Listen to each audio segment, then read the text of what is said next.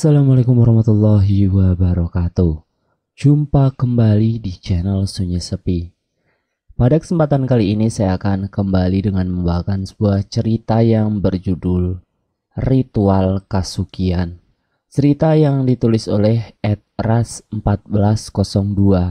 Oh iya, kalian juga dapat mengunjungi tweet beliau langsung ya. Link nanti akan Mimin sediakan di kolom deskripsi. Yuk, daripada kita lama-lama, langsung saja kita masuk dalam ceritanya. Mendengar kata pesugihan, tentunya kita sudah tak asing lagi, bukan? Ada berbagai macam jenis dan ritual yang harus dipenuhi sebagai syarat agar bisa menjadi kaya raya dengan instan. Ada pesugihan putih yang diantara syarat-syaratnya diharuskan membaca surat-surat tertentu, puasa dan sholat tak lepas waktu. Adapun pesugihan hitam adalah pesugihan yang meminta tumbal. Tumbal sendiri ada yang berasal dari anak ataupun istri. Dan ada pula yang berupa musuh, orang lain dan orang yang tak dikenal. Biasanya tergantung jenis pesugihan dan dukunya. Jadi yang akan saya ceritakan kali ini adalah pesugihan yang menumbalkan orang lain. Bukan untuk dibunuh, tapi untuk disetubui. Dan syarat utamanya perempuan yang disetubui itu harus masih perawan. Dan sebanyak 41 gadis perawan. Oke, kita mulai ceritanya. Di suatu malam di parkiran depan tempat karaoke terlihat dua orang pemuda sedang berkelahi adu pukulan. Masing-masing mereka tak ada satupun yang kalah, meski wajah dan mulut sudah berdarah-darah. Orang-orang yang berada di parkiran tersebut tak ada yang berani memisahkan keduanya. Dan tak jauh dari kedua pemuda itu ada seorang wanita yang menangis histeris berteriak memohon-mohon agar keduanya menghentikan perkelahian fisik tersebut. Namun teriakan si wanita nampaknya tak terdengar sedikit pun oleh dua pemuda yang tengah berkelahi itu. Hingga beberapa saat kemudian datanglah tukang jaga parkir dan menyiram keduanya dengan seember air. Lalu setelah itu ia menarik salah satu pemuda dan membawanya menjauh dari kerumunan orang-orang. Sekedar info, cerita ini jauh sebelum COVID ya. Bikin malu, berkelahi dan berkelahi terus. Mau jadi apa kau? Hah? Bentak tukang parkir itu sembari membuka topi hitam yang dari tadi bertengger di kepalanya. Wajahnya tampan dan memiliki alis yang tebal, bulu mata yang lentik, bibir yang bagus serta hidung yang mancung. Tatapannya tajam dan sinis. Dia yang duluan bang, jawab pemuda yang ternyata adalah adik dari si tukang parkir berwajah tampan itu. Apapun alasannya aku tidak mau tahu. Yang pasti kau sudah melanggar perjanjian kita. Kau dihukum. Lalu kau lebih suka jika aku mati dibunuh orang itu tanpa perlawanan bang? Hah? Kau itu masih kecil. Kau tidak tahu apa yang sudah kulewati selama ini untuk membuat kita berdua tetap hidup. Dan kau harusnya jangan selalu membuat masalah untukku. Tak beberapa lama ia lalu kembali ke tempat parkir untuk melanjutkan tugasnya. Menjelang pukul 2 malam, barulah ia pulang dengan berjalan kaki. Dan saat ia tiba di sebuah gang sempit dan gelap, ada beberapa orang yang menghadangnya. Rupa-rupanya orang itu adalah teman-teman si pemuda yang sempat terlibat baku hantam dengan adiknya. Saya minta maaf atas kesalahan adik saya tadi. Sekali lagi mohon maaf. Tolong jangan diperpanjang lagi masalah ini. Saya akan berjanji atas nama adik saya tidak akan pernah mencari masalah lagi kepada kalian. Cih, kau kira dengan minta maaf, luka-luka di wajah teman kami ini akan langsung sembuh begitu saja? Kami tidak akan memaafkan, ujar salah satu pemuda yang membawa tongkat kayu cukup panjang di tangannya. Lalu setelah itu pemuda-pemuda tersebut langsung menyerang si tukang parkir tampan itu. Dan mau tak mau ia pun terpaksa melawan. Dan yang namanya juga anak perantauan, pastilah ia memiliki pegangan dan kebiasaan. Satu persatu pemuda-pemuda itu berhasil ditumbangkan. Setelah semuanya lengah, barulah ia berlari terbirit-birit untuk kabur. Karena badannya sudah berdarah-darah akibat sayatan benda tajam ataupun terkena paku yang masih menancap pada salah satu tongkat kayu yang digunakan oleh pemuda-pemuda tadi untuk menyerangnya. Saat sudah tiba di depan kantor polisi, barulah ia bisa bernafas dengan lega. Ia duduk di salah satu jembatan kecil yang ada di depan kantor polisi dan mulai membasuh lukanya meski terasa sangat perih. Ia juga meminum dari air yang mengalir di bawah jembatan tersebut. Ngilu ia rasakan di bagian rahangnya dan dengan perlahan beranjak untuk pulang ke rumah kosnya. Di sebuah desa yang jauh dari hiruk-pikuk kota kecil tempat kedua kakak beradik tersebut, ada sebuah keluarga kecil yang terdiri dari ayah, ibu dan anak mereka yang keterbelakangan mental. Keluarga itu merupakan orang-orang pendatang yang sudah berpuluh-puluh tahun yang lalu dan tak pernah kembali ke tempat asal mereka selama itu. Mereka hidup dengan mengandalkan uang dari kerjaan sang ayah yang hanya sebagai kuli angkut di sebuah pasar tradisional yang cuma buka 2 kali seminggu. Tapi walau begitu, mereka masih mempunyai tetangga-tetangga penghuni kontrakan lain yang sangat peduli dengan keluarga mereka. Tak jarang tetangga-tetangganya memberikan beras dan lain-lain untuk mereka bertiga. Pak RT di sana pun kadang-kadang seminggu sekali memberikan sumbangan berupa 5 hingga 10 kilo beras dan makanan-makanan kecil lainnya untuk mereka. Akan tetapi, sang suami nampaknya tak enak hati jika terus-terusan merepotkan tetangganya. Dan ia pun memilih untuk mengajak anak dan istrinya untuk pindah ke sebuah desa lain. Karena ternyata di luar alasan tak mau merepotkan tetangganya, sang suami rupanya sudah mendapatkan pekerjaan baru di sebuah kebun karet milik seorang yang kaya raya di desanya. Mereka juga diperbolehkan untuk tinggal di rumah yang dibangun pada perkebunan karetnya tanpa harus membayar sepeser pun. Tentu saja itu menjadi sebuah kesempatan yang tak boleh mereka sia-siakan. Singkatnya, saat sudah sampai di rumah yang akan mereka tempati, anak mereka tiba-tiba menangis sambil berteriak-teriak tak jelas. Meski ditenangkan pun ia tetap saja menangis. Ada apa ya? Kok perasaanku tiba-tiba gak enak gini? Aku jadi takut, ucap si istri yang kita sebut saja dengan nama Sari dan suaminya bernama Ateng. Ah, maklumlah, anakmu itu kan memang begitu, jawab Ateng dengan singkat. Rumah itu masih cukup bagus dan halamannya lumayan luas meski dikelilingi pepohonan karet yang tinggi-tinggi. Karena rumah tersebut memiliki 2 buah kamar, jadi si anak ditempatkan di dalam kamarnya sendirian. Singkat cerita, hari demi hari telah berlalu.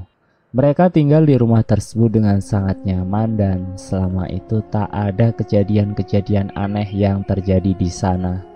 Hanya saja anak mereka yang bernama Silpa masih sering histeris dan berteriak-teriak tanpa sebab yang jelas. Dan ia juga selalu ketakutan saat melihat ayahnya. "Lang!" panggil seorang wanita mendekati seorang pria yang tengah merapikan susunan motor di parkiran yang berada di depan tempat karaokean. Lelaki berwajah tampan tersebut hanya menoleh sekilas, lalu dengan acuh ia kembali melanjutkan pekerjaannya. "Lang, aku minta maaf, aku butuh uang untuk adik-adikku, Lang. Aku terpaksa melakukan itu." Isaknya berdiri di dekat si lelaki yang merupakan adalah abang dari pemuda yang terlibat perkelahian beberapa hari yang lalu.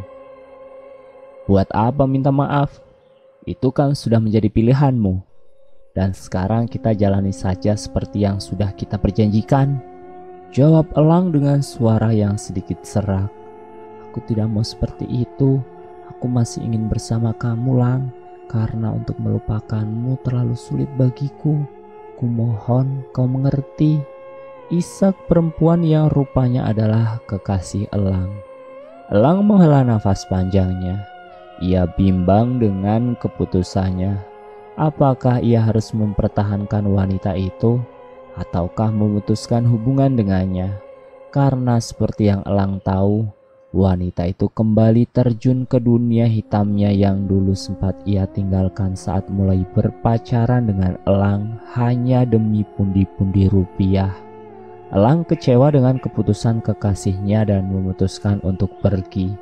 Namun ia tak tega jika sudah melihat butiran-butiran air mata mengalir di wajah perempuan cantik tersebut.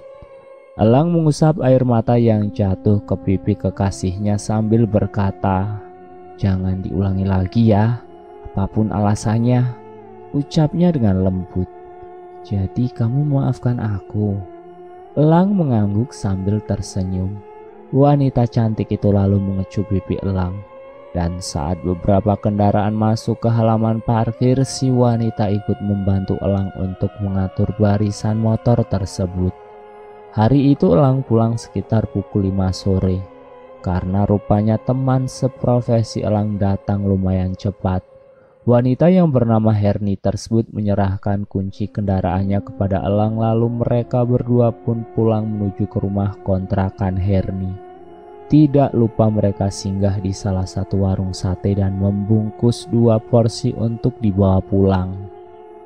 Sesampainya mereka di rumah kontrakan Herni, terlihat beberapa perempuan yang berada di teras rumah tersebut tersenyum-senyum ke arah Elang. Saat Elang membalas senyum mereka, Herni langsung menarik tangan Elang untuk masuk dalam kamarnya. Suara pintu tertutup dengan keras. "Kan aku sudah bilang, kamu jangan balas senyum-senyum mereka. Aku takut nanti kamu malah tergoda sama mereka," kata Herni sedikit manja. Elang tersenyum. Sifat manja Herni inilah yang sudah ia rindukan seminggu terakhir ini. Herni lalu menyiapkan piring dan air es untuk mereka makan.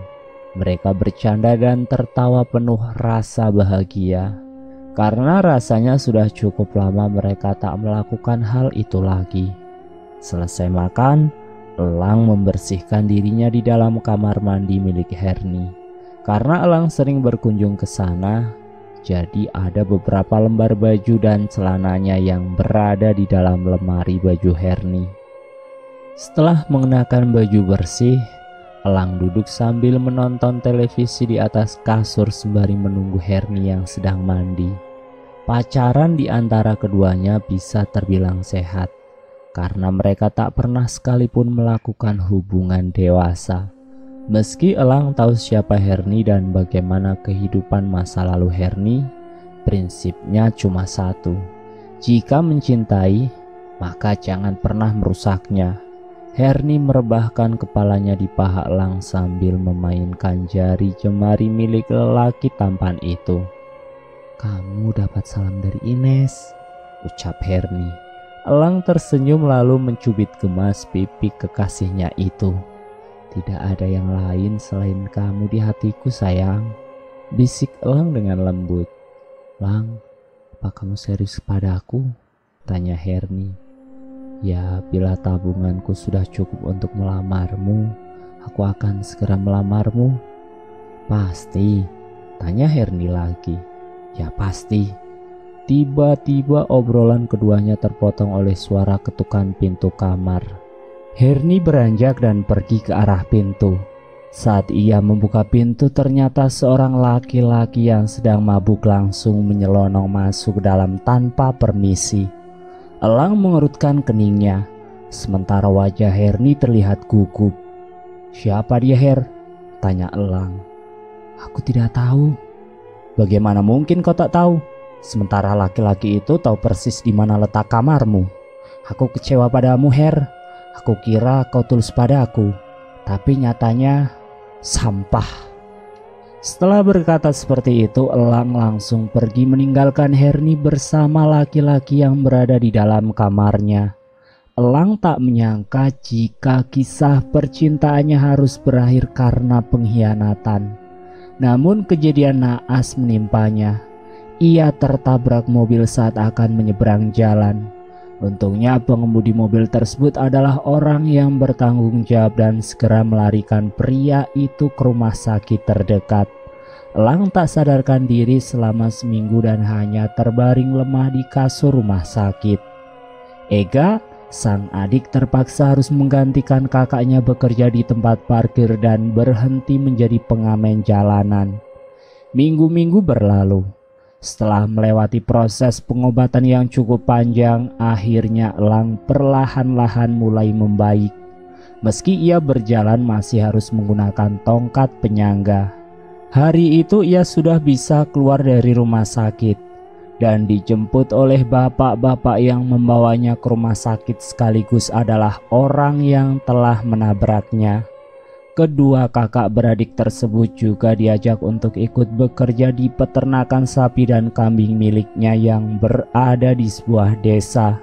Tentu saja kedua kakak beradik itu menerima tawaran tersebut dengan senang hati, karena akan mendapatkan penghasilan yang tetap setiap bulan ataupun minggunya. Di perjalanan mereka melihat pepohonan karet berjejer di sisi kanan dan kiri jalan. Sangat asri dan indah di siang hari, namun akan terasa menyeramkan bila di malam hari. Seorang bapak yang tengah menyadap karet di dekat jalan nampak menatap lekat ke arah mobil, dan ternyata itu adalah Ateng. Beberapa saat kemudian mereka tiba di peternakan yang lokasinya lumayan jauh dari perkampungan. Di dalam rumah itu semuanya sudah saya siapkan, mulai dari tempat tidur, selimut, makanan, kompor dan selengkapnya. Rumput untuk makanan ternak akan datang sehari sekali di sekitar jam 8 atau 9 pagi. Dan kalian harus memberi makan mereka sebanyak 3 kali sehari. Kalian mengerti? Baik, Pak, kami mengerti. Oh iya, Pak, sepertinya di sini cukup terawat. Apakah sebelum kami juga ada penjaga lain yang tinggal di sini, Pak?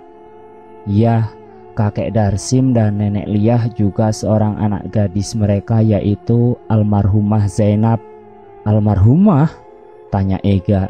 Iya, anak mereka sudah meninggal setelah beberapa hari sebelumnya mengaku diperkosa oleh sosok makhluk aneh dengan tubuh tinggi dan berwarna hijau. Tapi entahlah, saya pun tidak percaya dan tidak mengerti dengan hal-hal gaib seperti itu. Meninggalnya di mana, Pak? Oh iya, saya harus segera pulang karena saya sudah ada janji dengan salah satu teman. Semua yang kalian butuhkan juga sudah siap dan lengkap. Jadi saya permisi dulu ya, kata pemilik itu yang sepertinya sedang menyembunyikan sesuatu dari Elang dan Ega. Setelah bapak itu pergi, keduanya pun masuk dalam melihat-lihat setiap ruangan di rumah tersebut. Namun saat pintu dapur yang mengarah langsung ke kandang kambing dibuka, tiba-tiba tercium bau busuk menyengat hidung. Ega hampir muntah dibuatnya. Ia segera menutup kembali pintu itu. Bang, di situ bau banget. Apa mungkin ada kambing yang mati kali ya? Tanya Ega kepada abangnya. Ah, masa? Coba kamu periksa dulu ke sana, Gak? Suruh Elang. Setelah beberapa saat Ega kembali. Gak ada apa-apa, kambingnya sehat-sehat semua, Bang. Elang mengangkat bahunya. Karena kondisi Elang yang baru saja pulih, jadi malam itu Ega lah yang memasak makanan untuk mereka berdua. Sementara Elang masih tiduran di dalam kamar. 2 butir telur ayam ia pecahkan ke dalam piring lalu dikocok dengan campuran bawang serta garam. Digoreng dengan minyak yang sudah dipanaskan. Ega juga memasak mie instan untuk dijadikan sayur makan mereka malam itu. Saat sedang memasak, terdengar suara kretekan lantai yang memang terbuat dari kayu tersebut. Dan sesaat kemudian sebuah tangan menyentuh pundaknya. Namun Ega biasa saja, karena ia mengira tangan itu milik Elang abangnya. Kenapa, Bang? Tanya Ega seraya menoleh ke belakang, dan anehnya di situ tidak ada siapa-siapa selain dirinya sendiri. Loh, Ega sedikit kebingungan. Tidak jauh dari tempat mereka tinggal, di rumah yang ditempati oleh Ateng dan keluarganya, anaknya Ateng mengalami penyakit aneh di daerah organ intimnya. Dan baru diketahui saat sang ibu menggantikan pembalut kain milik anaknya tersebut. Pasutri itu bertengkar begitu hebat, apalagi ketika mengetahui anak gadisnya itu sudah digauli oleh seseorang yang entah siapa. Rupanya ini firasatku tempo hari. Siapa lagi yang memperkosa anak kita kalau bukan kamu? Teriak istri Ateng. Aku benar-benar tidak tahu, Bu. Bukan aku pelakunya. Mana mungkin aku melakukan hal sekeji itu pada anakku sendiri, Bu? Jawab Ateng. Lalu siapa? Cuma kamu laki-laki yang ada di sini. Pertengkaran keduanya terhenti ketika Ateng memilih untuk pergi dari hadapan istrinya. Dalam kegelapan malam, ia berjalan tak tentu arah. Selesai makan, Ega dan Elang mengobrol cukup lama. Dan rasanya masa-masa seperti itu sudah lama tak pernah mereka rasakan lagi, dikarenakan keduanya selalu sibuk bekerja hingga tengah malam. Dan sekarang mereka berdua merasa cukup beruntung karena tak lagi harus panas-panasan dan pulang malam, serta tak perlu lagi berkelahi dengan anak-anak jalanan lainnya. Ternyata musibah itu tidak selamanya mendatangkan kesialan ya Bang, tapi juga bisa mendatangkan keberuntungan seperti yang kita rasakan sekarang ya Bang, ucap Ega tersenyum. Elang cuma bisa geleng-geleng kepala mendengar ucapan adiknya itu. Dan tiba-tiba terdengar suara teriakan melengking dari arah luar yang mengagetkan kedua kakak beradik tersebut. Ega mengedarkan pandangannya ke sana kemari. Dan lagi-lagi suara teriakan itu kembali terdengar. Be, be. Suara kambing, ayam dan sapi saling bersaut-sautan menimbulkan suara gaduh yang teramat sangat. Mau tak mau Ega harus keluar untuk memeriksa hewan-hewan ternak tersebut. Ia mengambil parang dan obor untuk menuju ke peternakan yang tidak begitu jauh dari rumah itu. Abang, tunggu di sini saja ya, kata Ega sebelum pergi. Setelah Ega pergi, Elang bergegas berjalan perlahan dengan kaki terpincang-pincang ke arah pintu dapur untuk melihat adiknya dari pintu yang mengarah langsung ke kandang kambing tersebut. Aman gak? Tanya Elang. Aman Bang. Ega mengecek satu persatu kandang. Dan saat Elang menatap ke suatu sudut gelap di dekat kandang kambing, ia melihat sesosok putih dengan rambut yang menjuntai panjang hingga menutupi punggung. Namun saat mata Elang berkedip, sosok itu sudah menghilang. Sementara Ega masih sibuk mengecek di sekitar kandang. Terdengar suara ketukan dari arah pintu utama, yang memaksa Elang harus pergi membukakan pintu. Padahal waktu itu keadaan pintu tidaklah terkunci. Suara ketukan pintu dengan lambat. Ketukan seperti sedang dikejar sesuatu. Dan krik, pintu terbuka. Seorang laki-laki berdiri sembari menatap Elang dari atas sampai ke bawah. Mau cari siapa ya Pak?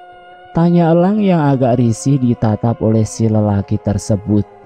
Perkenalkan, nama saya Ateng. Maaf sebelumnya jika saya mengganggu malam-malam begini, tapi saya ada keperluan dengan orang yang tinggal di sini. Yang tinggal di sini sekarang cuma saya dan adik saya, Pak. Apakah Bapak ingin bertemu kami berdua? Saya kesini mencari kakek Darsim. Kalau tidak ada, ya sudahlah. Terima kasih. Elang mengangkat baunya lalu menutup pintu dan berjalan pelan ke arah dapur. Ika, panggil Elang. Tak ada jawaban sama sekali. Bahkan cahaya obor yang dibawa Ega tadi pun sudah tak ada. Elang mulai merasakan detak jantung berdegup-degup. Rasa khawatir pada adiknya membuat Elang terpaksa harus turun ke tanah. "Ega, Ga," panggil Elang seraya berusaha berjalan lebih cepat lagi. Namun ujung tongkat penyangganya tersandung oleh rerumputan dan membuat Elang hampir saja terjatuh. "Ega," hanya suara jangkrik yang beradu vokal satu sama lain. Elang harus berjalan, memasuki rimbunya pepohonan dengan terus memanggil nama Ega. Namun semakin jauh ia masuk, semakin gelap jalanan yang ia lewati. Banyak akar-akaran yang bisa saja membuatnya jatuh atau bahkan tergelincir masuk ke jurang jika ia tidak berhati-hati. Kakinya terasa sangat nyeri, ditambah lagi banyak duri-duri yang menusuk di telapak kakinya. "Ega," teriak Elang setengah putus asa. Elang terduduk di bawah sebuah pohon. Ia menangis jadi-jadinya. Ia merasa gagal menjaga adik yang merupakan satu-satunya keluarga yang dia punyai saat itu. Elang tak tahu apa yang sudah terjadi kepada adiknya. Kenapa Ega menghilang begitu saja? Apa ini? Apakah ini ada hubungannya dengan sosok putih yang ia lihat sebelumnya? Tak terasa malam semakin larut. Elang pun diserang rasa kantuk yang perlahan-lahan membuatnya mulai tertidur. "Bang, bangun bang," panggil seseorang. Elang membuka matanya dan betapa kagetnya dia ketika melihat sang adik berada di hadapannya. "Ega," ucapnya berkali-kali seraya memeluk erat sang adik. "Kenapa abang ninggalin rumah bang? Semalam aku mencari abang berjalan muter-muterin hutan. Untung sekarang ketemu. Abang bikin khawatir, tahu nggak?" sungut Ega. Elang terlihat seperti orang linglung. Ia menatap ke sekeliling tempat ia berada saat itu. "Aku mencarimu Ga. Kau tak menyaut saat aku panggil. Aku khawatir terjadi sesuatu, makanya aku langsung pergi mencarimu." "Ah, yang bener bang. Aku sama sekali gak mendengar kau memanggilku kok. Aku kira kau tidur. Taunya pas aku masuk, kau sudah tidak ada di dalam rumah," kata Ega. "Ya sudah bang, kita kembali ke peternakan.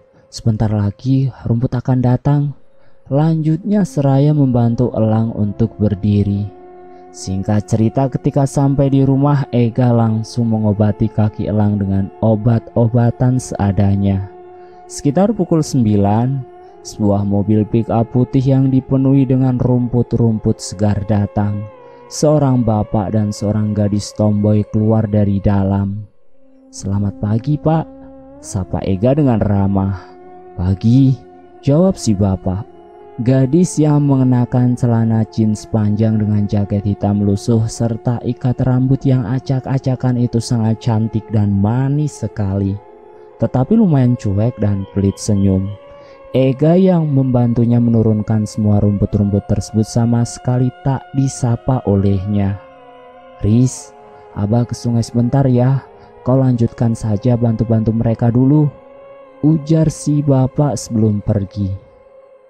Setelah si bapak pergi, Ega mulai melancarkan serangan awal yang merupakan pertanyaan-pertanyaan seputar rumput dan hewan ternak, berharap si gadis mau menjawabnya.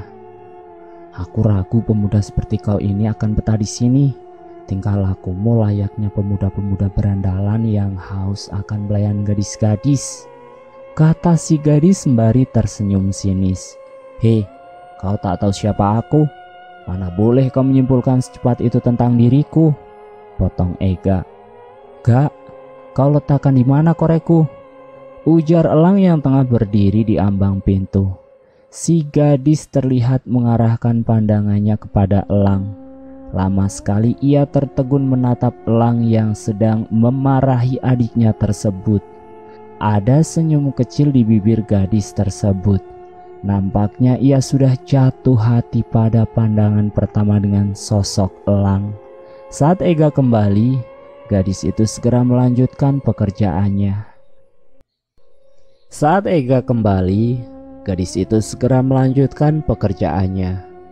"Dia kakakmu?" "Ya," jawab Ega singkat. Setelah selesai menurunkan semua rumput-rumput dari pick up, si gadis mengulurkan tangannya ke arah Ega. "Risna," ucapnya memperkenalkan diri. Dengan bibir tersenyum, Ega langsung menyambut uluran tangan si gadis lalu balas memperkenalkan dirinya. "Duduk di sana yuk," ajak Ega menuju ke rumah. "Oh iya Risna, apa kamu sudah lama jadi pemasok rumput untuk peternakan ini?" tanya Ega.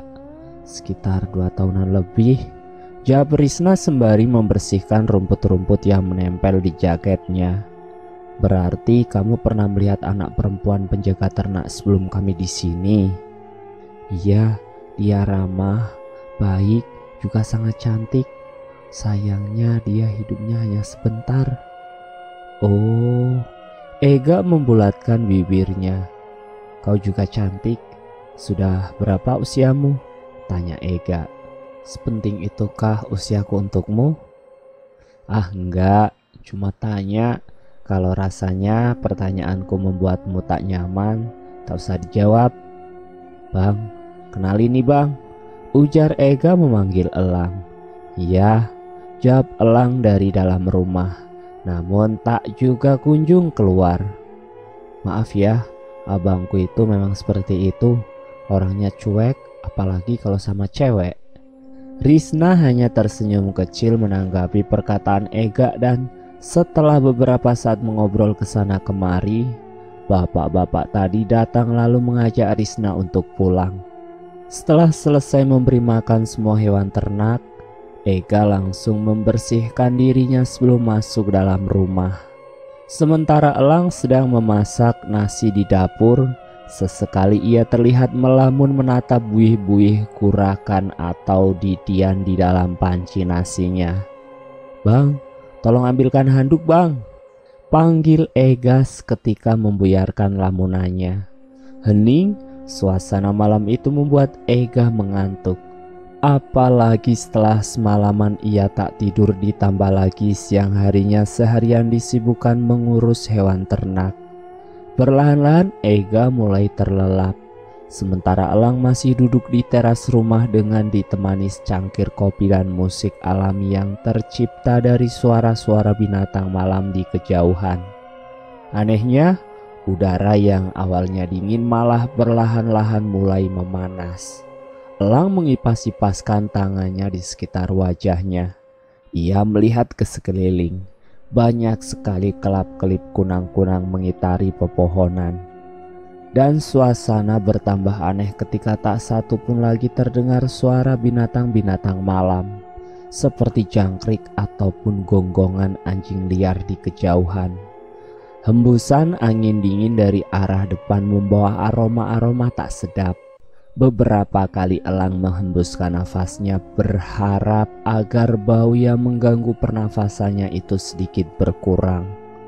"Bau ini kok seperti bangkai ya?" gumam Elang sembari menutup hidungnya.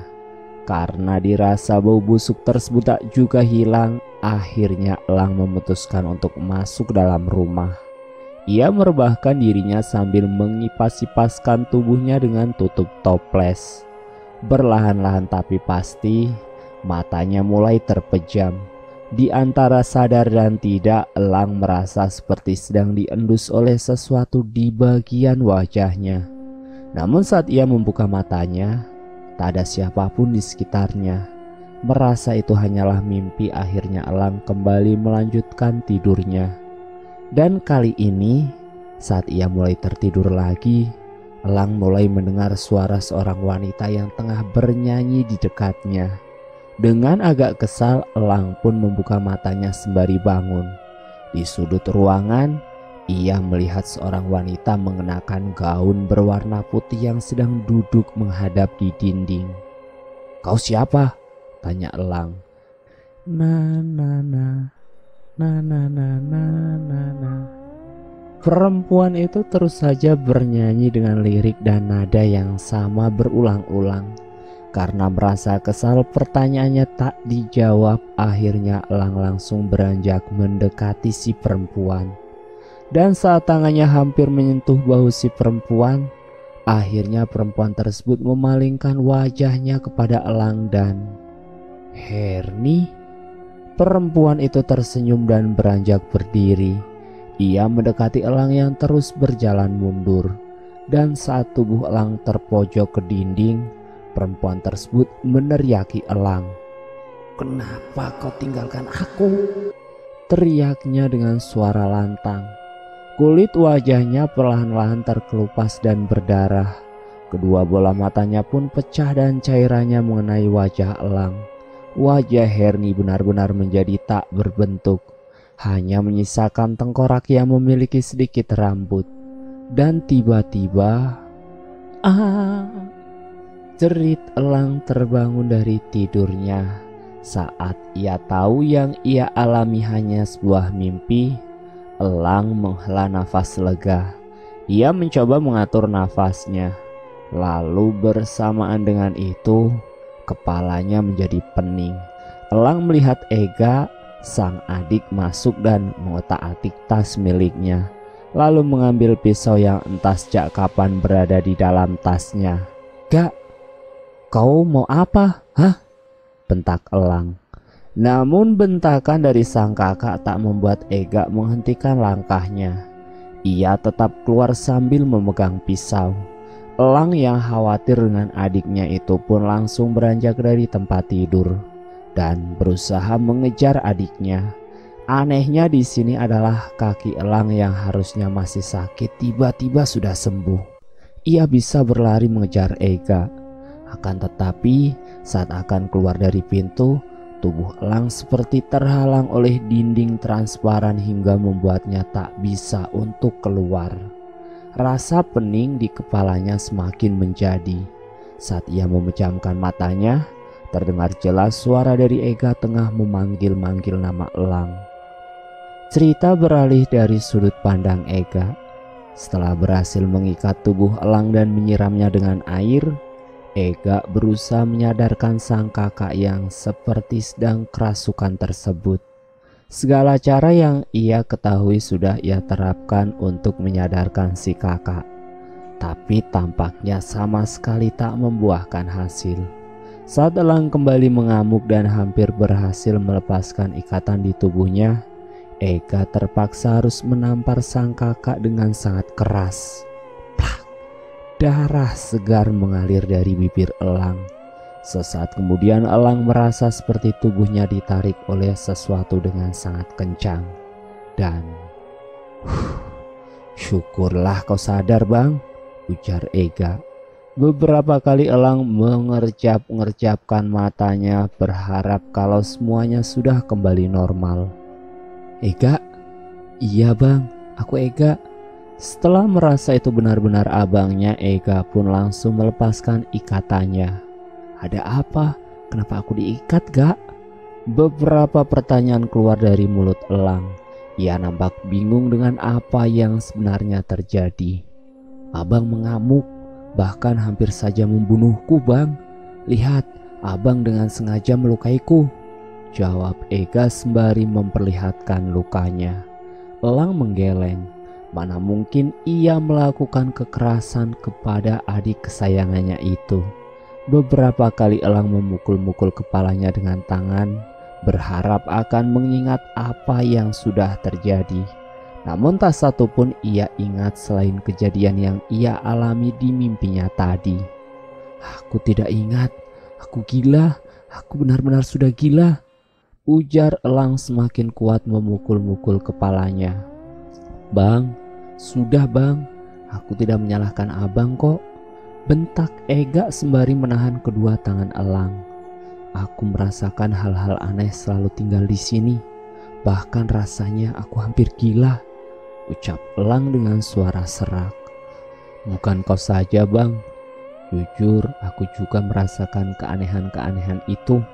Apa mungkin sesuatu yang mengganggu kita itu ingin menyampaikan sesuatu kepada kita, Bang? Perempuan itu mirip Herni. Dia juga ada ketika malam itu kau sedang memeriksa kandang ternak. Tapi entahlah, apakah itu adalah sosok yang sama atau bukan, aku tidak tahu," ucap elang. "Herni? Herni pacar abang itu. Tapi yang aku lihat bukan dia bang. Jangan-jangan yang mengganggu abang bukan sosok yang kulihat itu, lanjut Ega. Singkat cerita, 1 minggu telah berlalu. Keadaan mulai sedikit membaik ketika Ega dan Elang memutuskan untuk tidur sekamar. Namun kadang-kadang Elang masih mendengar suara-suara perempuan yang sedang bernyanyi atau melihat penampakan-penampakan sepintas yang berwujud sesosok perempuan. Hari itu rumput datang sangat terlambat, sekitar pukul 4 sore, dan terpaksa Ega dan Elang mencari rumput sendiri di sekitaran hutan agar hewan-hewan ternak yang mereka jaga tidak mati kelaparan. Maaf ya, aku terlambat karena ada tetanggaku yang meninggal. Akhir-akhir ini di desa memang banyak sekali kasus pemerkosaan yang dilakukan oleh makhluk tak kasat mata. Entahlah, aku tak tahu makhluk itu jenis apa. Yang pasti hampir 7 orang anak gadis yang meninggal setelah mengaku dia diperkosa oleh sesosok berwarna hijau. Orang-orang di desaku setiap malam berjaga-jaga, namun tetap saja ada korban, cerita Risna. Makhluk bertubuh hijau? Saut Elang seraya mendekati Risna dan Ega. Kau sendirian kesini, Ris? Apa tidak takut? Tanya Ega. Aku takut, tapi mau bagaimana lagi? Kami bertahan hidup dari sini, sementara ayahku sakit. Jawab Risna sembari memalingkan wajahnya. Ia tak mau air matanya yang jatuh terlihat oleh Ega dan Elang. Risna, kau tadi mengatakan makhluk hijau. Apa jangan-jangan itu adalah sebuah pesugihan? Aku punya teman, orang luar pulau. Kata dia, di tempatnya ada pesugihan yang namanya kolor hijau, dan syaratnya itu korban memang harus diperkosa. Tapi tidak ada syarat korban itu harus perawan. Sementara yang kau katakan tadi hanya anak gadis yang menjadi korban, kata Elang. Kau mengada-ngada bang. Kalaupun memang ada jenis pesugihan seperti itu, mana ada di Kalimantan, saut Ega. Kau lupa kasus babi ngepet di desa B, tuyul, pocong, kuntilanak. Gak ada yang gak mungkin gak? Ega menghela nafas panjang. Lalu kalau benar yang kamu katakan, apakah ada cara untuk menghentikan semua ini? Tanya Risna. Elang menggeleng pelan. Aku tidak tahu, Ris, jawabnya. Risna menghela nafas lalu tanpa berkata-kata ia segera memulai pekerjaannya untuk menurunkan semua rumput yang ia bawa ke tanah. Saat akan pulang, Ega disuruh abangnya untuk ikut bersama Risna guna menemani gadis tersebut. Tidak usah gak, aku berani kok. Lagi pula masih sore kan, nanti kau tidak bisa pulang loh gak, ucap Risna. Ega akan mengantarmu sampai keluar ke jalanan. Dari situ Ega akan pulang dengan berjalan kaki, potong Elang. Risna mengangguk dan keduanya pun naik ke dalam mobil pick up yang perlahan mulai meninggalkan halaman. Elang segera membereskan rumput-rumput untuk hewan ternak. Dari kejauhan terlihat ada sepasang mata yang tengah memperhatikannya. Hingga akhirnya pemilik mata tersebut langsung berlari ke arah Elang. Elang yang kaget refleks menjatuhkan rumput-rumput yang ia bawa dan segera memasang kuda-kuda. Namun setelah Elang melihat seorang ibu-ibu yang datang, akhirnya Elang menarik nafas lega. Ibu mau cari siapa ya? Tanya Elang dengan pelan. Tolong anakku, isaknya. Memangnya anak ibu kenapa? Diperkosa. Mendengar kata diperkosa, Elang terlihat panik. Di mana anak ibu sekarang? Di rumah. Sekarang ibu tunjukkan rumahnya di mana? Ibu-ibu yang ternyata adalah Sari, istrinya Ateng itu pun langsung bergegas berlari menuju ke rumah perkebunan karet yang ia tempati bersama anak dan suaminya. Diikuti oleh Elang yang juga ikut berlari. Meski kakinya belum sembuh total, rasa sakit dan nyeri di kakinya tak lagi ia hiraukan. Singkatnya, mereka sampai di rumah yang ditempati oleh keluarga Ateng. Saat Elang masuk ke dalam rumah, matanya tertuju pada seorang laki-laki yang tempo hari pernah datang ke rumah peternakan. Dan terlihat anak dari Ateng dan Sari sudah dalam keadaan tak bernyawa. Ibunya menangis jadi-jadinya. Sakit, sedih, sesak, semua yang ia rasakan saat itu berubah menjadi satu dalam tangisan. Nafas Elang turun naik, ia tak bisa berkata-kata. Dan hal yang paling memilukan adalah ketika jenazah anak mereka diangkat, kasurnya sudah dipenuhi dengan darah dan nanah, membuat sesak Elang yang menyaksikannya. Pasangan suami istri tersebut lalu saling menyalahkan satu sama lain. Mereka berkelahi saling bentak tanpa mempedulikan Elang yang ada di situ. "Diam!" teriak Elang. "Orang tua macam apa kalian ini? Hah? Hanya bisa saling menyalahkan. Anak kalian tak akan bisa hidup kembali walau kalian berdua bertengkar sampai saling bunuh sekalipun," bentak Elang. Keduanya terdiam. "Malam itu mau apa sebenarnya Bapak datang mencari kakek Darsim?" tanya Elang. "Karena anak gadis mereka juga diperkosa. Aku ingin tahu apakah yang terjadi pada anakku sama dengan yang terjadi pada anak mereka. Hanya itu," jawab Ateng. "Kola yang memperkosa anakku!" teriak Sari tak terkontrol. "Aku ayahnya, mana mungkin aku berbuat seperti itu pada anak kandungku sendiri," balas Ateng. "Sudah, sekarang aku tanya, apa alasan ibu menuduh kalau ayahnya sendirilah yang telah memperkosa anak kalian?" "Karena setiap melihat ayahnya, anakku selalu ketakutan, histeris." Elang berpikir sejenak, lalu beberapa saat kemudian ia berkata, "Apakah kalian tahu kalau di desa banyak sekali kasus pemerkosaan terhadap anak gadis yang kemungkinan pelakunya sama? Saya menaruh curiga kalau sebenarnya ada yang melakukan pesugihan kolor hijau di kampung ini." "Pesugihan?" gumam Ateng dengan nafas yang turun naik tak beraturan. Singkat cerita, keesokan harinya saat Risna datang ke peternakan mengantar rumput, Elang langsung menghampirinya. "Bisa kau antar aku ke kota?" tanya Elang. Maksudmu?" tanya Risna masih tak mengerti. "Bisa atau tidak?" ujar Elang balik bertanya. Risna terlihat bingung, tak tahu harus menjawab apa. "Tapi jelaskan dulu untuk apa mau ke kota," ucapnya kemudian. "Aku ingin menemui temanku, ada yang perlu kubicarakan, soalnya ini penting sekali." "Iya, tapi masalah apa dulu?" "Aku tidak bisa menjawab iya atau tidak kalau kau sendiri tidak mengatakan alasannya secara jelas." "Bang, biar aku yang menjelaskan kepadanya," potong Ega. Sementara Elang masuk dalam rumah untuk mengambil tas dan beberapa peralatan yang mungkin ia butuhkan saat di perjalanan. Beberapa saat kemudian ia keluar lagi. "Bang," panggil Ega. Elang mendekat. "Baiklah, aku akan mengantarmu, tapi sebelum malam kita sudah harus pulang. Karena kalau tidak orang tuaku pasti akan mencariku," kata Risna. "Kita izin dulu ke rumahmu, karena aku tidak bisa menjanjikan kita pulang sebelum malam atau malah lewat tengah malam," ucap Elang. "Aku pasti tidak akan diizinkan," potong Risna. "Kau adalah orang asing bagi kami. Kami mengenalmu hanya dari peternakan ini. Bagaimana mungkin orang tuaku akan mengizinkan aku pergi bersama denganmu? Apalagi dengan maraknya kasus pemerkosaan di sini.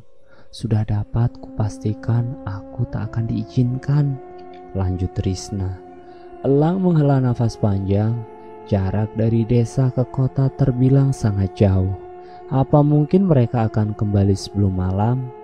"Pergilah bang, aku bisa mengatasi masalah di sini." Elang memeluk adiknya. "Hati-hati gak, jangan lupakan parangmu, tetaplah waspada, jangan lengah," kata Elang sebelum pergi.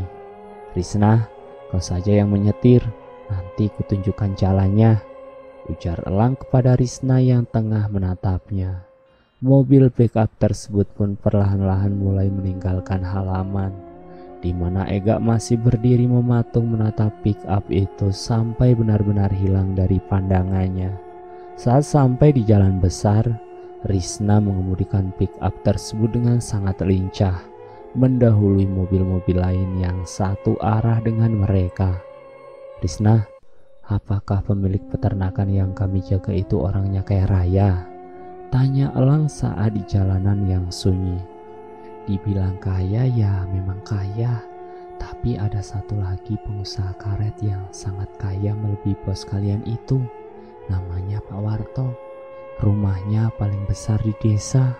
Sawah yang ia miliki saat ini berhektar-hektar luasnya. Bahkan semua orang yang bekerja di tempatnya dibuatkan rumah masing-masing. Dulu aku pernah ingin ikut bekerja kepada Pak Warto, namun aku takut saat berada di rumahnya. Besar tapi terkesan menyeramkan, cerita Risna sembari bergidik. Apa jangan-jangan Pak Warto itu yang melakukan pesugihan kolor ijo, Ris? Risna mengerutkan keningnya, sementara matanya tetap fokus dengan jalan di depan. Aku rasa tidak mungkin, karena dia yang sangat berambisi untuk menangkap pelaku pemerkosaan, dan dia juga yang membayar orang-orang di desa untuk berjaga-jaga setiap malam, jawab Risna. Bisa saja kan, itu hanya kedok. Jangan berburuk sangka gak baik, potong Risna. Saat di persimpangan ada sebuah truk besar melaju kencang dan hampir menabrak pick up yang dikemudikan Risna. Tapi untungnya Risna dengan cepat menghindar, hingga tidak terjadi apa-apa kepada keduanya. Ya Tuhan, hampir saja kita mati, ucap Risna. Wajahnya terlihat pucat sekali. Yakinlah Ris, bahwa kita akan baik-baik saja dan selamat sampai ke tujuan, kata Elang. Meski jauh di dalam hatinya, Elang juga merasakan takut dengan apa yang baru saja terjadi itu. Singkat cerita, akhirnya pick up yang dibawa oleh Risna dan Elang tersebut sampai di sebuah rumah kos-kosan. Elang turun, kakinya melangkah pelan menuju kamar paling ujung yang bernomor 12 tersebut. Lama sekali Elang mengetuk pintunya, namun tak ada siapapun yang membukakan pintu. Mau cari siapa, Mas? Tanya seorang pemuda kepada Elang. Orang yang tinggal di sini adakah? Sudah pindah sekitar 2 hari yang lalu, jawab pemuda tersebut. Astaga, kamu tahu kemana pindahnya? Tidak tahu, dia tidak bilang apa-apa. Wajah Elang nampak sangat kesal. Pencariannya dari jauh ternyata tak membuahkan hasil. Dengan langkah gontai ia menghampiri Risna. Temanku sudah pindah. Lalu bagaimana? Tanya Risna. Kita coba ke rumah Mang Sidik. Semoga beliau bisa bantu. Ya sudah, jawab Risna dengan pelan. Mobil pick up pun kembali meninggalkan halaman kos-kosan dan melaju di jalanan yang mengarah jauh dari kota. Sekitar hampir 1 jam perjalanan lebih, mereka mulai memasuki kawasan jalan yang di kiri dan kanannya terdapat hamparan padi-padi yang masih hijau. Stop Ris, rumahnya di sana. Kita hanya bisa berjalan kaki ke sana. Tak banyak bicara, Risna langsung menepikan mobil tersebut lalu turun. Risna tersenyum melihat hamparan padi-padi yang masih hijau. Lalu keduanya berjalan di kalangan sambil sesekali mengobrol serius. Sekitar beberapa menit berjalan, akhirnya mereka sampai di rumah yang berada di tengah sawah milik Mang Sidik tersebut. Keduanya disambut dengan hangat dan ramah oleh Mang Sidik dan istrinya. Lalu tanpa basa-basi, Elang langsung mengutarakan maksud kedatangannya ke tempat itu. Aku juga pernah mendengar ritual pesugihan itu, Lang, ucap Mang Sidik. Masalahnya, Mang, di desa yang saya ceritakan tadi sudah banyak sekali gadis-gadis perawan yang jadi korban. Apakah Amang tahu bagaimana cara menangkal atau menyudahi semua teror itu, Mang? Tanya Elang. Cari dan tangkap pelaku ritual tersebut, Lang. Dengan begitu teror akan berakhir dan tak akan ada lagi korban yang berjatuhan. Caranya, Mang? Tanya Risna memberanikan diri. Konon Kolorijo sangat takut terhadap bambu kuning, dan kita bisa membuat penangkalnya dari bambu kuning tersebut. Kalian pasti tahu bambu kuning kan? Kata Mang Sidik. Iya, Mang, saya tahu kok, jawab Elang. Sementara Risna menggeleng pelan. Di desaku tak ada bambu kuning seperti itu, Lang, ucap Risna.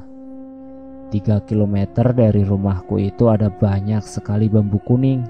Kalau kalian mau, ambillah sebanyak yang kalian butuhkan. Nanti bambu-bambu itu ditaruh di depan rumah ataupun pintu agar makhluk tersebut tidak berani masuk. Elang mengangguk. Kalau begitu kami berdua minta bambu kuning yang tadi Amang katakan saja. Kebetulan teman saya ini membawa pick up, jadi kami bisa gunakan untuk memuat cukup bambu-bambu itu, Mang, kata Elang. Baiklah kalau begitu, jangan buang waktu lagi. Lebih baik kita segera berangkat sebelum malam, ujar Mang Sidik. Singkat cerita, Elang, Risna dan dibantu Mang Sidik sudah berkali-kali mengangkut bambu-bambu kuning yang mereka tebang ke dalam pick up. Meski jarak yang mereka tempuh cukup jauh, namun kedua anak muda itu nampaknya begitu semangat sehingga mampu melawan rasa lelahnya. Menjelang Isya, barulah pekerjaan mereka selesai. Saat akan pamit pulang, Mang Sidik malah memukul punggung Elang dengan bambu tamiang. Sontak Elang menjerit kesakitan, yang tentu menarik perhatian Risna. Buka bajumu, suruh Mang Sidik yang mau tak mau terpaksa harus dituruti oleh Elang. Masih dalam kebingungannya, Elang merasakan Mang Sidik menempelkan tangannya di punggung Elang. Lalu seperti sedang mengambil sesuatu, kemudian melemparnya. Sudah, kalian boleh pergi, ucap Mang Sidik. Kemudian Elang menatap Risna yang juga terlihat kebingungan. Kami pamit pulang, Mang. Nanti kapan-kapan kami akan kemari lagi.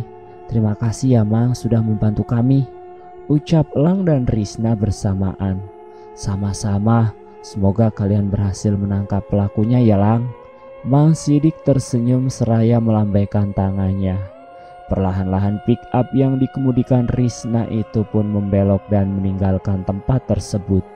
Jalanan malam itu begitu lenggang, tak banyak percakapan antara keduanya. Kau lapar, Ris? Tanya Elang saat mereka melewati warung tenda di pinggir jalan. Rasa takut akan dimarahi ayahku lebih kuat ketimbang rasa laparku, Lang, jawab Risna sambil tersenyum. Maaf ya, Ris, aku melibatkanmu dalam masalah ini, tapi aku berjanji akan membela kamu jika nanti orang tuamu marah. Aku siap memasang tubuhku jika ayahmu ingin memukulmu, ucap Elang dengan lembut. Raut wajah Risna seketika berubah malu-malu. Sikap tomboynya mendadak hilang.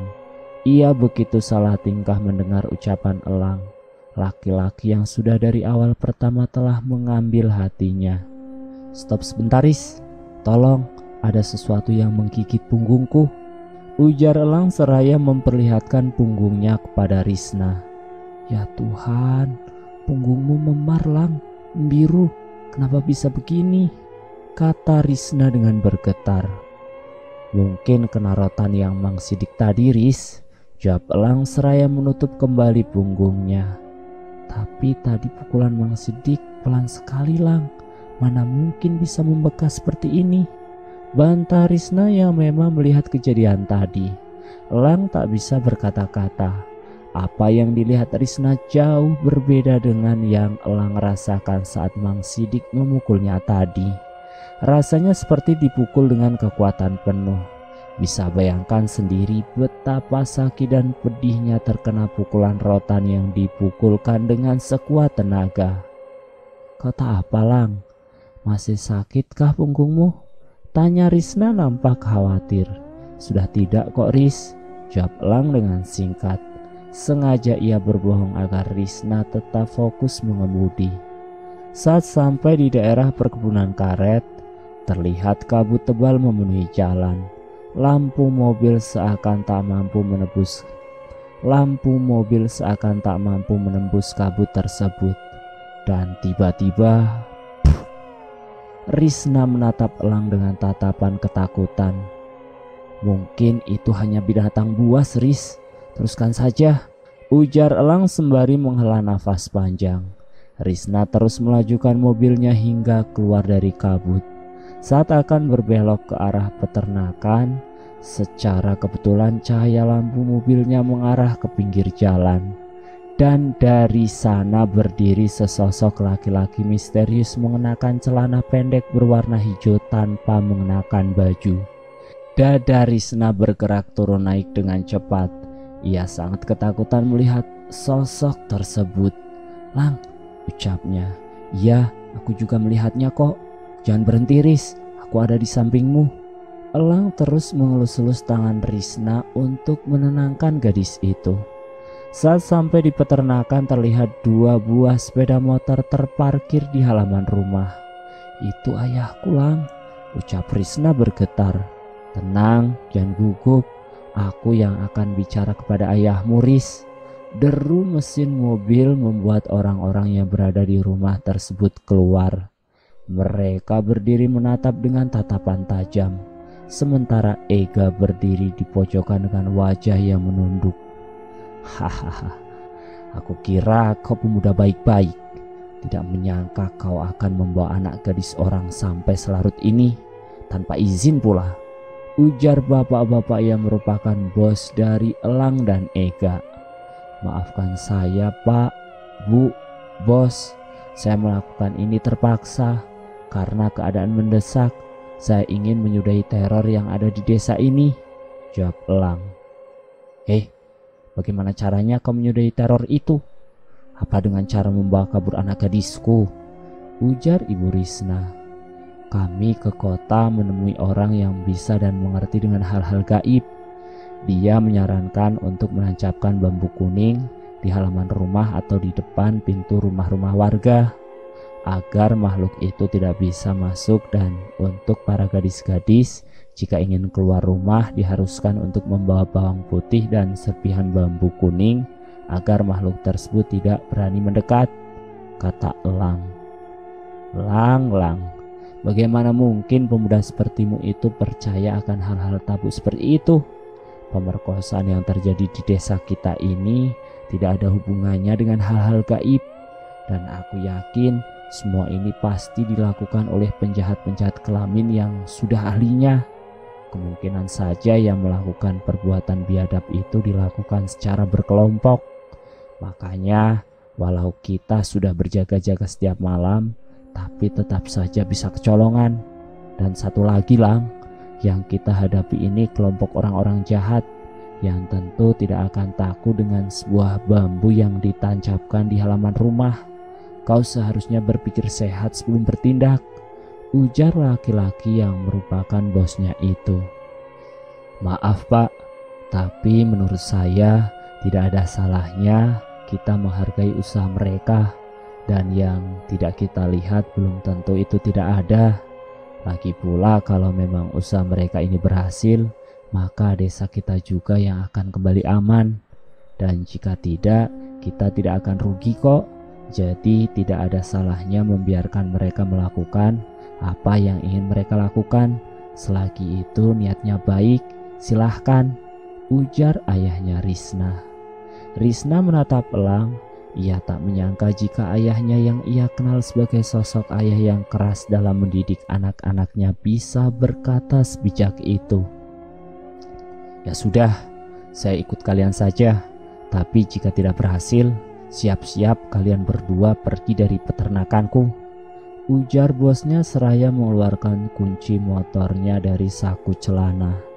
Ibunya Risna menatap suaminya, seolah mempertanyakan keputusan suaminya tersebut.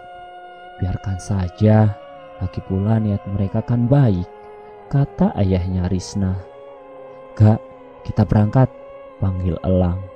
"Kau di depan temani Risna, biar aku di belakang, ujar Elang.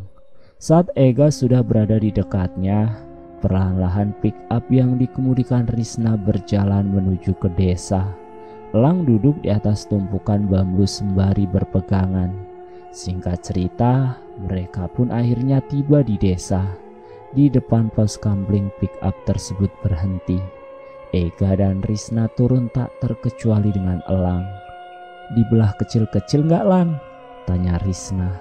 "Iya, biar bisa ditaruh di depan pintu dan sebagian di halaman," jawab Elang. Ketiganya mulai membelah bambu-bambu tersebut hingga menjadi potongan kecil-kecil panjang. "Ris, ajak teman-temanmu makan dulu. Ini sudah Abah bikinkan nasi goreng untuk kalian," ujar ayahnya Risna. Saat mereka masih asik membagi-bagikan bambu-bambu tersebut, perut mereka yang lapar tentu tak menolak dengan nasi goreng tersebut. Apalagi rasanya juga tak kalah enak dibandingkan buatan penjual-penjual nasi goreng di kota.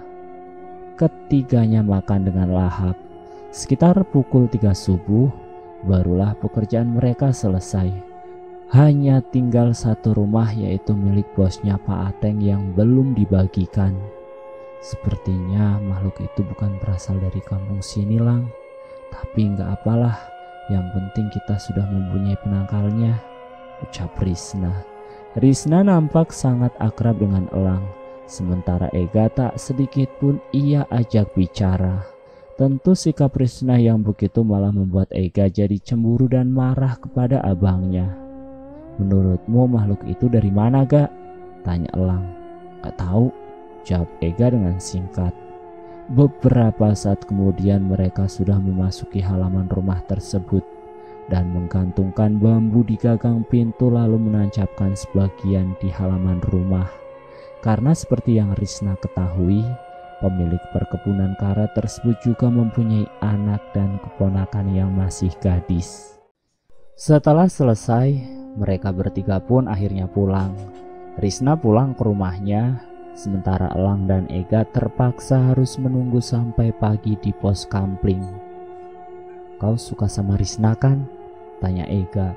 "Tentu saja, orangnya baik gitu kok," jawab Elang.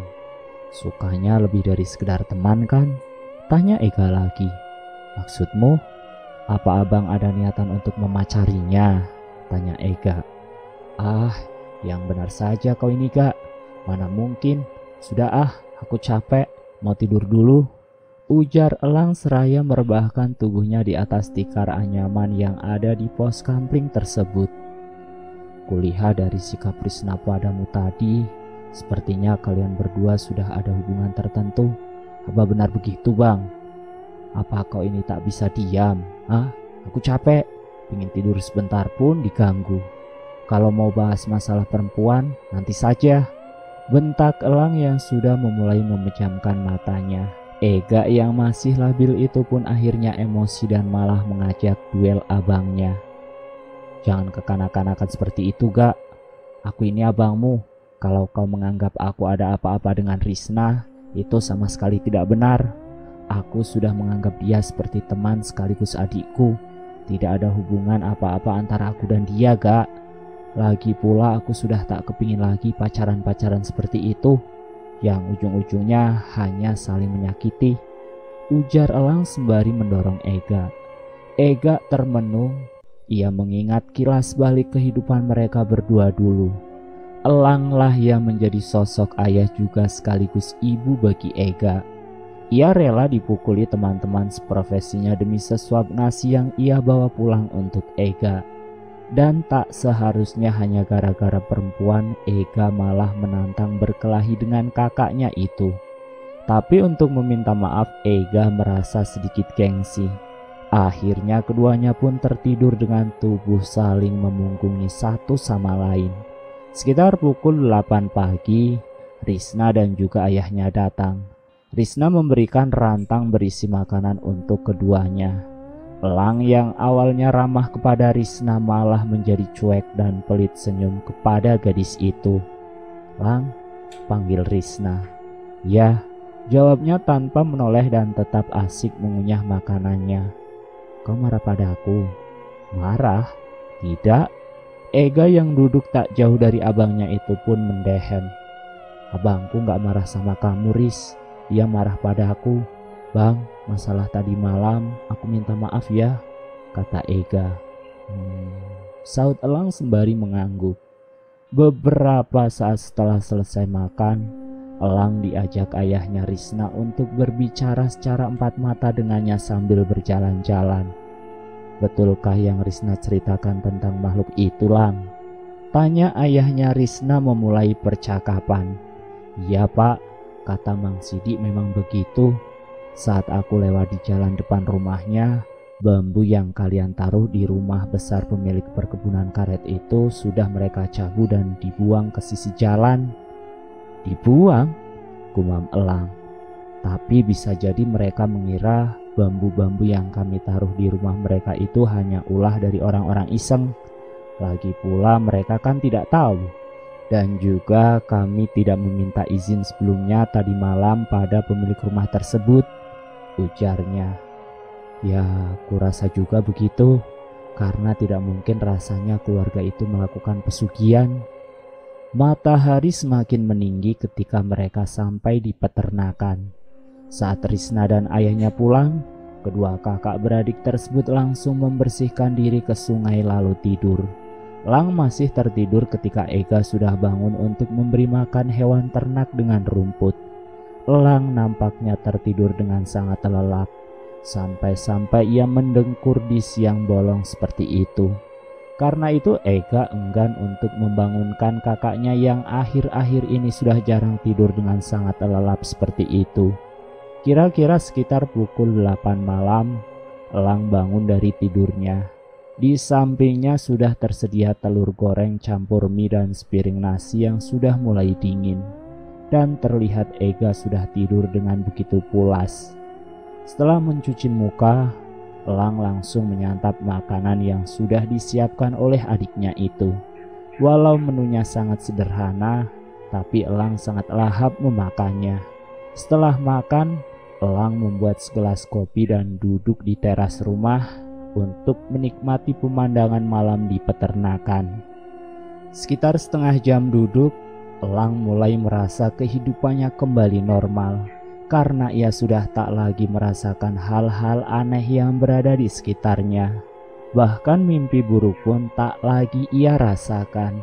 Suara jangkrik bersaut-sautan menciptakan sebuah irama yang membangkitkan hasrat Elang untuk menyanyi. Sebuah lagu dari Imam S. Arifin ia nyanyikan. Dengan sangat baik, lagu yang dulu pernah ia nyanyikan sewaktu sedang mengamen dari satu tempat ke tempat lainnya. Suaranya begitu merdu terdengar, tak kalah dengan penyanyi-penyanyi yang sering muncul di televisi. Hanya saja nasib Elang tidak seberuntung mereka. Beh, suara hewan ternak riuh terdengar. Elang langsung beranjak dari duduknya dan tanpa menunggu lama lagi Elang langsung berjalan mengendap-endap ke arah kandang-kandang ternak. Hei, siapa itu? Teriak Elang seraya menerobos masuk ke dalam kandang. Seorang laki-laki misterius dengan hanya mengenakan celana dalam terlihat sedang memakan salah satu kambing di kandang tersebut. Namun karena banyaknya kambing-kambing yang panik berlarian di dalam kandang tersebut, akhirnya laki-laki misterius itu berhasil kabur. Elang yang tak mau kehilangan jejak langsung menerobos keluar lewat celah kandang yang lumayan lebar. Aksi kejar-kejaran terjadi. Hingga sampai di mana saat Elang berhasil memotong jalan si lelaki misterius dan sebuah tendangan dari Elang mendarat di dada laki-laki itu hingga terjatuh. Nyeri seketika Elang rasakan di kakinya. Namun karena sudah terbiasa dengan kehidupan yang keras, Elang sama sekali tak menunjukkan rasa sakitnya. Siapa kau sebenarnya? Bentak Elang seraya berusaha membuka tangan si laki-laki misterius yang menutupi wajahnya. Plak! Elang menampar tangan orang itu sampai terdengar erangannya. Perlihatkan wajahmu setan, bentak Elang yang sudah sangat emosi. Namun meski wajahnya sudah terbuka, Elang masih kesulitan untuk mengenalinya. karena wajahnya dipenuhi darah dan juga bulu-bulu. Elang menyeret laki-laki yang telah ia buat pingsan itu menuju ke arah rumah peternakan. Sesampainya di rumah peternakan, Elang langsung berteriak memanggil Ega, adiknya. "Ada apa, Bang?" tanya Ega yang masih mengucek-ucek matanya itu. "Lihat, orang ini membunuh satu kambing di kandang. Untung aku dapat menangkapnya. Coba kalau tidak, habis kita dimarahin bos," ujar Elang seraya mengikat laki-laki misterius di tiang teras. "Motifnya apa, Bang? Kok bisa?" tanya Ega. "Ambil air dulu gak? Aku penasaran dengan orang ini," suruh Elang. Ega langsung bergegas masuk ke dalam rumah untuk mengambil air di dapur. Dan setelahnya ia berikan seember air tersebut kepada Elang. Piur! Elang menyiramkan air itu tepat di wajah orang itu hingga ia tersedak. "Abang kenal dengan orang ini?" tanya Ega. Elang menggeleng. "Gak kenal, kita tunggu sampai pagi saja. Siapa tahu Risna mengenali orang ini," ujar Elang. Kambing yang sudah mati dengan bagian perut sudah lenyap itu diletakkan oleh Ega di dekat laki-laki misterius. Sementara Elang terus menanyai orang itu dengan sedikit memaksa dan ancaman. Namun meski begitu orang tersebut tak juga mau membuka suara. "Kau bisu atau apa? Hah? Jawab pertanyaanku," bentak Elang. "Sudah Bang, jangan dipaksa. Kita biarkan saja sampai besok pagi. Siapa tahu Risna kenal," kata Ega seraya menggandeng Elang untuk masuk ke dalam rumah. "Jangan ditinggal gak, nanti dia kabur." Keesokan harinya Risna dan ayahnya datang untuk mengantar rumput. Ayah Risna nampak kaget ketika melihat seseorang terikat di teras rumah peternakan yang ia tinggali oleh Elang dan Ega tersebut. "Ada apa ini, Lang? Gak? Ini kambing dibunuh dan dimakan hidup-hidup oleh orang ini, Pak. Saya berusaha sekuat tenaga tadi malam untuk menangkap setan ini. Sampai-sampai kaki saya pun kambuh lagi sakitnya," jawab Elang. Ayah Risna mengangkat wajah si lelaki misterius yang tengah menunduk tersebut. "Wanto?" kata ayah Risna nampak terkejut setelah tahu siapa orang itu. "Bapak kenal?" "Bukan kenal lagi, Lang.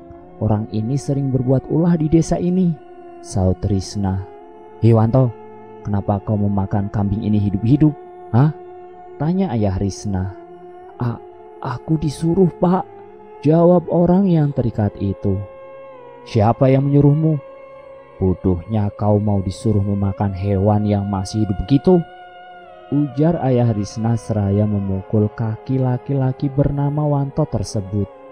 "Ampun Pak, saya dibayar mahal untuk melakukan ini semua, Pak." "Kalau begitu katakan siapa yang menyuruhmu," bentak Elang. Pak ini," jawabnya dengan gugup. "Hah? Kau jangan mengada-ngada, Wanto. Mana mungkin orang yang terpandang seperti beliau itu menyuruhmu melakukan hal seperti ini," bentak ayah Risna. "Sumpah Pak, sumpah demi apapun, saya memang disuruh oleh beliau. Saya tidak bohong, Pak," isak Wanto. "Kalau begitu ayo kita buktikan sendiri. Kita berangkat ke rumahnya," ujar ayah Risna. "Siapa itu Pak ini, Ris?" tanya Elang. "Itu yang rumahnya paling besar di desaku, Lang. Rumah paling terakhir yang kita berikan bambu kuning," jawab Risna. "Ayo Lang, kita bawa dia ke rumah pemilik perkebunan karet itu." Setelah semua rumput diturunkan dari pick up, mereka pun berangkat dengan membawa laki-laki misterius yang masih terikat untuk ke desa. Sesampainya di depan rumah megah tersebut, mereka semua turun. Dan untuk sekedar mengetes kebenaran dari dugaannya, Elang membawa potongan bambu kuning dan berjalan ke arah pintu rumah. Saat pintu terbuka, laki-laki yang membukakan pintu itu seperti berusaha mundur dan menjauh dari Elang. "Ada apa ini rame-rame di rumahku?" tanyanya. Dengan tegas ayah Risna menceritakan semuanya. Dan seperti yang sudah diduga, lelaki itu mengelak semua tuduhan dari Wanto dan malah balik menuduh Wanto adalah biang kerok kejahatan-kejahatan yang ada di desa mereka tersebut. Aku tidak tahu pasti maksud tuduhan ini, tapi cobalah kalian pikir, untuk apa aku melakukan pesugihan lagi? Sementara hartaku sudah cukup banyak, dan lagi bukanlah kalian tahu sendiri bagaimana sikap dan kelakuan Wanto. Lalu kenapa bambu yang kami taruh di rumah bapak malah dibuang? Tanya Elang. Oh, jadi kalian yang menaruhnya. Aku tidak tahu fungsi dan gunanya bambu kuning itu, makanya aku buang saja. Andai serum pun sudah pasti kutanam untuk menambah tanaman hiasku, jawabnya. Kalau begitu, simpan bambu ini, Pak, untuk ditaruh di rumah ataupun di depan pintu, biar makhluk yang sedang meneror desa ini tidak berani masuk, ucap Elang seraya menyerahkan bambu tersebut, dan anehnya langsung diterima oleh laki-laki tersebut. Ia menimang-nimang bambu itu di tangannya. Aku kira kau akan melakukan kekerasan di rumahku. Maaf jika aku sudah berpikiran yang tidak-tidak terhadapmu. Elang tersenyum, lalu setelah berpamitan, mereka pun pergi ke rumah Pak RT untuk mengadukan apa yang sudah dilakukan oleh Wanto.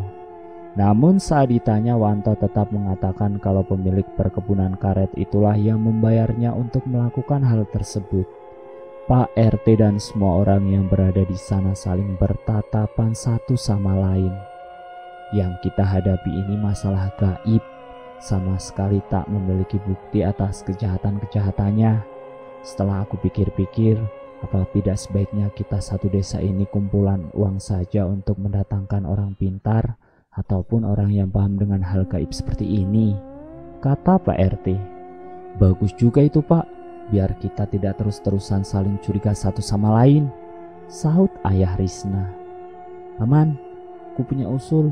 Bagaimana kalau Mang Sidik saja yang diundang kemari? Orang yang kami datangi kemarin dengan Elang, ujar Risna. Boleh, apa kalian mau menjemput orang itu kemari? Tanya Pak RT. Saya mau, jawab Risna cepat, sementara Elang menatap Ega seolah meminta persetujuan. Berangkatlah Bang, aku di sini saja, kata Ega sembari tersenyum tipis. Kau yakin tak mau ikut? Iya Bang. Singkat cerita, setelah menempuh perjalanan yang cukup jauh, akhirnya mereka sudah berada di rumah Mang Sidik. Baiklah, kalau memang aku dipercaya untuk ke sana, kata Mang Sidik. Setelah mereka makan, Mang Sidik pun berpamitan dengan istrinya untuk pergi bersama dengan Elang dan Risna. Perjalanan menjadi sedikit menegangkan, apalagi ketika Mang Sidik menceritakan alasan tentang apa yang ia lakukan terhadap Elang kemarin. Kau mendapatkan kiriman, Lang, dari seorang perempuan. Sosok itu berwujud perempuan dengan gaun putih dan wajah yang tak memiliki kulit atau rupa atau bentuk, hanya tengkorak yang sedikit memiliki rambut. Makhluk itu dikirim untuk membuatmu gila, cerita Mang Sidik. Risna bergidik ngeri, namun begitu ia tetap fokus untuk menyetir. Saya pernah mengalami mimpi yang berada di dalam mimpi, Mang. Semuanya terasa aneh. Bahkan adik saya bilang kalau saya mengamuk dan hendak melukainya. Padahal saya sungguh tidak merasa melakukan hal-hal itu, kata Elang. Mang Sidik tersenyum. Kau dikendalikan makhluk itu, Lang. Untungnya kau cepat kemari. Jadi aku bisa membantumu dengan izin Tuhan tentunya, kata Mang Sidik. Tak terasa mereka akhirnya sampai di desa. Tepat di jalan depan rumah Pak RT mereka turun. Mang Sidik disambut hangat oleh orang-orang di sana. Malam ini aku akan ikut berkeliling di desa ini. Kurasa malam ini makhluk itu akan kembali mengincar salah satu gadis di desa ini, ujar Mang Sidik membuat para ibu-ibu nampak khawatir. Aduh, yang benar saja. Kalau begitu lebih baik kita pulang saja ibu-ibu, ujar salah satu ibu-ibu yang berada di situ. Suruh anak-anak gadis sekalian memegang bawang putih, jangan dilepas sampai esok pagi, ujar Mang Sidik.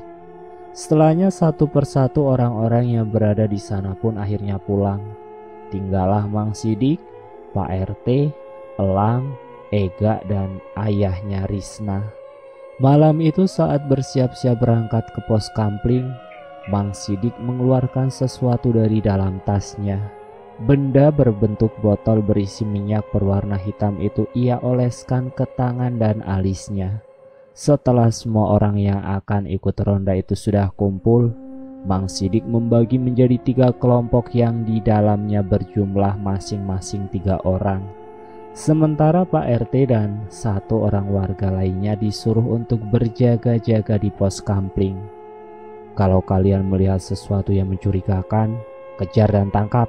Pukul dia dengan daun kelor ini, ujar Mang Sidik seraya membagi-bagikan daun kelor yang ia bawa. Lalu ketiga kelompok itu pun akhirnya berangkat ke arah yang saling berlawanan. Kelompok kedua ada Ega, ayahnya Risna dan warga lainnya. Sementara kelompok ketiga ada Elang dan 2 warga. Setelah sekitar sepersekian menit berjalan, salah satu orang kelompok Elang mengaku melihat sesuatu di rimbunan kebun singkong. Lalu dengan penuh keberanian, Elang masuk ke kebun singkong tersebut diikuti 2 orang warga yang juga satu kelompok dengannya. Namun setelah dicari-cari tak ada siapapun. Hanya ada jejak kaki yang memiliki jari-jari yang sangat besar dan panjang. Dan entah milik siapakah jejak kaki tersebut. "Ah!" teriak salah seorang warga dari dalam rumah yang dilewati oleh Ega dan yang lainnya, membuat mereka bertiga segera berlari ke arah rumah. "Tolong!" teriakan semakin menjadi dari dalam rumah yang membuat ayah Risna menyuruh Ega untuk segera mendobrak pintu. Entah karena kuat di hadapan calon mertua atau karena memang pintunya yang sudah rusak, dengan sekali dobrakan saja pintu kayu itu berhasil terbuka. Di dalam sebuah kamar terlihat seorang ibu-ibu dan anak gadisnya yang sudah setengah telanjang berada di sana. Tanpa aba-aba Ega langsung melompat turun dari jendela dan berlari mengejar sesuatu yang ia sendiri pun tak tahu seperti apa wujudnya. "Woi, siapa itu? Berhenti, pengecut. Kalau kau berani, hadapi aku," teriak Ega dengan nafas yang ngos-ngosan. "Keluar, hadapi aku. Akan kupotong kelamin sialanmu itu, setan," teriak Ega. Dan tiba-tiba dari balik pohon besar di belakang Ega terlihat sesosok tinggi besar dengan kulit berwarna hijau. Matanya tajam menatap ke arah Ega. Taring makhluk itu begitu jelas terlihat. Suaranya membuat Ega menoleh. Dan beberapa saat kemudian, Ega berjalan mundur. Ia menelan ludahnya yang tiba-tiba terasa getir. Ega teringat dengan apa yang dikatakan Mang Sidik tadi sebelum berangkat. Ia pun memegang kuat-kuat bambu serta daun kelor yang ada di tangannya itu. "Ayo kemari kau setan hijau menjijikan," tantang Ega seraya memperlihatkan apa yang ia pegang. Sosok itu tetap tak bergeming.